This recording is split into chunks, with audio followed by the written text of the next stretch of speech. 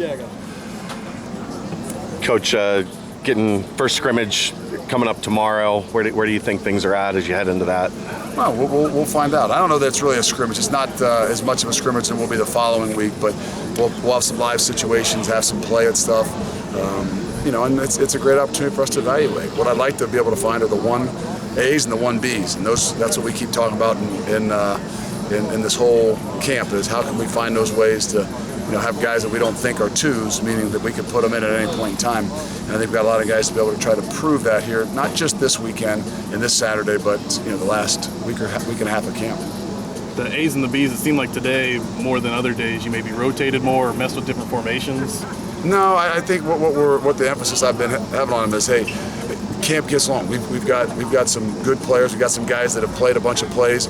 What we need to find out is can we not miss a beat when somebody else goes in there. I mean, Josiah DeGara has played a lot of plays, and if he comes out and Wiley goes in, I don't think that's a 1 and a 2. What I look at that is that's a 1A and a 1B. Who's 1A and who's 1B? Hopefully there's not a big difference. And trying to develop that with a lot of other positions, it's not as easy, but we got to be able to do it to find out when something happens, the pace of play that we play at in this league, in our offense and defensively. If we think we're going to be able to go through with just the 11 guys or just the 12 or 13 guys, we're going to struggle at the end of the year. That's part of the game, but do you feel like the injuries are starting to mount up a little bit? They are, and there's some nagging things, some things we have right now that we didn't have last year. We try to evaluate it kind of today. We tried to lighten up a little bit. You try not to change the mindset to how you do things, and that's what I'm probably most frustrated with when you still got a bit of a young team, that when you do some of those things, you're trying to relieve some of the shots and some of the physicality of the game, but you don't want to lose the mental side of the game. And I'm not sure we're quite ready for some of that. Are you satisfied, Luke, or pleased with what you've seen after a week out here? Maybe pleased, but not going to be satisfied. Pleased with the effort. Pleased with the way the guys are battling, competing with one another. I think that's the thing, and I'll feel a little bit better after tomorrow, because a lot of things are controlled in practice and every single day, and then sometimes when you got to just back off the field and not be as hands-on and see, hey, who can go out there and who can play, who can react, who can perform. You don't always get a chance to see that when things are scripted in practice. You can set up some one-on-one situations, but the reality is when the coaches are off the field and when they actually got to make decisions, get a signal, and do things on their own, I think you see a lot more, and that's what some of tomorrow is really about. You don't have a lot of spots where you need a freshman to maybe step into the rotation, but at corner, do you feel like getting Justin and Ahmad ready is important? Yes, it is. And of all freshmen, those guys have probably had more reps than any freshman out there. And just because of the nature of the beast, because Cam a little bit, because of Arquan being down, the way we try to roll those guys, because the tempo that our offense and sometimes plays at. But the good thing for us is those guys have not only had a lot of reps, they've grown up a lot, and I think they've got a lot of ability. So they're definitely going to be needed this entire year. Do you think Taj is to a point where if you need him to be a 1, he can be a 1? Yeah, that's kind of one of those spots again where you're looking at 1A and 1B, and guys that you feel really confident and comfortable. Now he redshirted last year, so to actually when those lights come on, Saturday when it becomes live, and the following Saturday when we legitimately step away and say, hey, prepare this as much as we can like a game.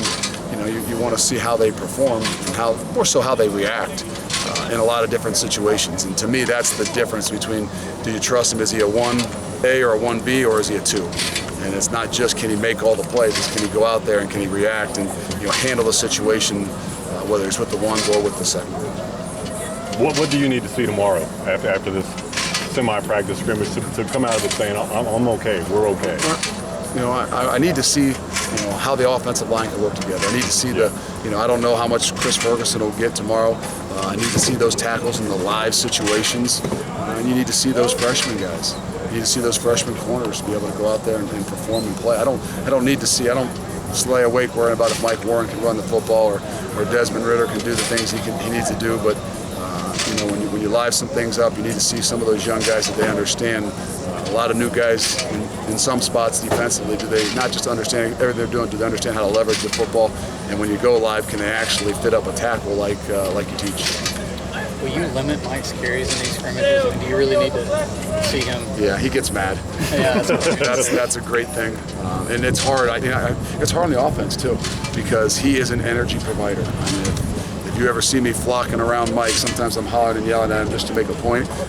But I love to be around him because he provides energy, and he provides energy when he's on the football field. And sometimes when you have some of these scrimmages or live situations, and you're not going to give him the football, it doesn't help the entire offense at times. That's why we're trying to find those other guys that can provide energy, not just by how they play and the play they make, but just in everything they do with and without the football. Any comments on Coach Mickens' stance moves last night? I just say this, that he impressed me. The choice, it's not just about your dance moves, it's the choice that you can get the crowd behind you, kind of like in Gladiator, right? It's not just about winning the fight, it's about can you win the crowd over. And Coach Mick performed well for the Bearcats. held the Bearcat alumni very proud last night. We need to find out if there was any video of him when he was here in that talent show. We might need to see if we can dig anything back up. But, it was definitely a hit. Thanks. How nice is it though to have that running back room? It's deep with talent, but it seems like the body types and maybe the skill sets are a little bit diverse. It is, and that's what you really want. I mean, to have 2 or 3 guys that do the same things, it's still good, but it's not nearly as good. And to have Chuck to be a completely different kind of back, and hopefully Ryan Montgomery in some ways can be a completely different kind of back, really helps us. Hopefully gives us some more versatility. But like happened last year, all of a sudden we had a play called in there, and all of a sudden Charles McClellan's lined up and to run a play that was, that's more of a Mike Warren play. And all of a sudden he hits it and he goes 65 yards for a touchdown. So it's not that they can't do everything, it's just sometimes a little bit of a change of pace. Good.